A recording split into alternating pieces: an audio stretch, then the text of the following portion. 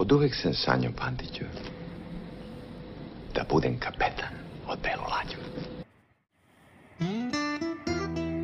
Možda niste znali, ali Beograd je oduvek bio kruzerska destinacija.